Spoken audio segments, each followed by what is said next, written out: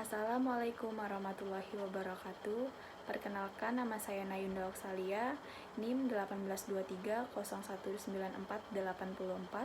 Dalam video ini saya akan menyampaikan materi saya tentang manusia dan pendidikan, mata kuliah landasan pendidikan sekolah dasar yang diampu oleh Ibu Isnaini Maharani, MPSI Psikolog. Baik, langsung saja kita ke materi pembahasan saya tentang manusia dan pendidikan. Dalam materi ini, pembahasan saya yang pertama adalah tentang hakikat manusia. Di sini, hakikat manusia ada 6, yaitu yang pertama adalah manusia sebagai makhluk Tuhan, berarti manusia tersebut adalah makhluk ciptaan Tuhan yang Maha Esa, yang berarti pula manusia tersebut didudukan sesuai dengan harkat, kodrat, martabat, hak, dan kewajibannya. Yang kedua adalah manusia sebagai makhluk individu. Di sini berarti manusia tersebut memiliki unsur jasmani dan rohani, unsur fisik dan psikis, serta unsur raga dan jiwa. Nah, di sini seseorang dikatakan sebagai manusia individu apabila unsur-unsur tersebut telah menyatu pada dirinya. Yang ketiga adalah hakikat manusia sebagai makhluk sosial. Di sini artinya manusia sebagai pribadi sosial akan senantiasa selalu berhubungan dan berinteraksi dengan manusia lainnya, dan tidak dapat atau tidak mungkin mampu hidup sendiri. Manusia yang keempat adalah manusia sebagai makhluk berbudaya. Di sini artinya manusia tersebut senantiasa mendayagunakan akal dan budinya untuk menciptakan kebahagiaan. Karena yang membahagiakan hidup manusia tersebut pada hakikatnya adalah sesuatu yang baik, benar, dan adil yang terkandung dalam kebudayaan. Hakikat manusia yang kelima adalah manusia sebagai makhluk susila. Di sini artinya manusia tersebut atau seseorang tersebut dapat menaati norma-norma yang berlaku di masyarakat. Manusia yang terakhir adalah manusia sebagai makhluk beragama. Di sini artinya manusia tersebut dianugerahi ajaran-ajaran yang dipercayainya, kemudian manusia tersebut memiliki kemampuan untuk menghayati pengalaman diri dan dunianya sesuai dengan ajaran agamanya masing-masing. Bahasan saya yang kedua adalah tentang peran manusia. Di sini peran manusia juga ada 6. Yang pertama adalah manusia sebagai makhluk sosial.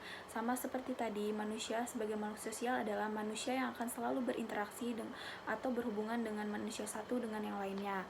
Artinya di sini manusia tersebut tidak dapat hidup sendiri dan akan selalu membutuhkan bantuan orang lain.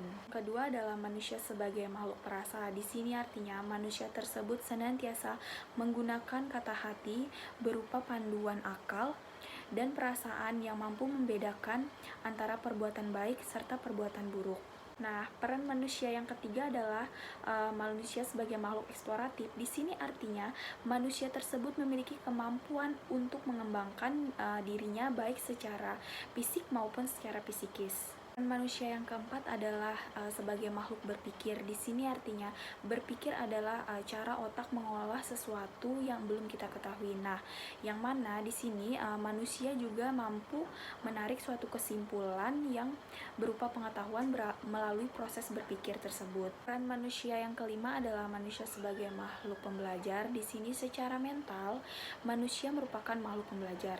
Artinya di dalam diri manusia tersebut akan selalu terjadi perubahan dinamis dalam pemahaman terhadap suatu masalah. Kemudian, pengalaman tersebut berpotensi menjadi pengetahuan yang akan mengarahkan perubahan ke arah yang lebih baik ke depannya. Peran manusia yang terakhir adalah makhluk berakal. Di sini artinya manusia merupakan makhluk Tuhan yang diciptakan memiliki akal, sehingga itulah yang menjadi pembeda manusia dengan makhluk lainnya. Di sini manusia dikatakan makhluk berakal karena manusia tersebut mampu membedakan hal baik dan hal buruk melalui akal budinya. Pembahasan saya yang ketiga atau yang terakhir adalah tentang hakikat pendidikan. Di sini hakikat pendidikan adalah suatu proses yang mengubah sikap dan perilaku individu atau kelompok dalam usaha mendewasakan melalui pengajaran dan pelatihan. Nah, dalam hakikat pendidikan itu tersendiri ada 4 proses. Yang pertama ada proses, yang kemudian ada mengubah, yang ketiga ada pelatihan dan pengajaran, kemudian ada pendewasaan. Nah, yang pertama adalah proses. Dalam proses ini adanya yaitu berbagai usaha, kemudian metode serta bimbingan. Nah, Yang kedua ada proses mengubah. Di sini sikap dan perilaku individu maupun kelompok itu pasti akan berubah. Kemudian ada pelatihan. Nah, di sini pelatihan atau pengajaran itu dapat berupa pelatihan formal, non formal, dan informal di lembaga maupun di non lembaga. Kemudian ada proses dalam hakikat pendidikan ada yang namanya pendewasaan. Di sini artinya nothing to something, yang berarti menuju kesiapan dan kecakapan. Jadi teman-teman semua, manusia dan pendidikan itu merupakan proses seumur hidup sejak lahir oleh lingkungan terdekat yang bertujuan untuk mendewasakan sehingga mencapai kemandiriannya. Mungkin itu saja pemaparan materi saya tentang manusia dan pendidikan. Kurang dan lebihnya saya mohon maaf. Wassalamualaikum warahmatullahi wabarakatuh.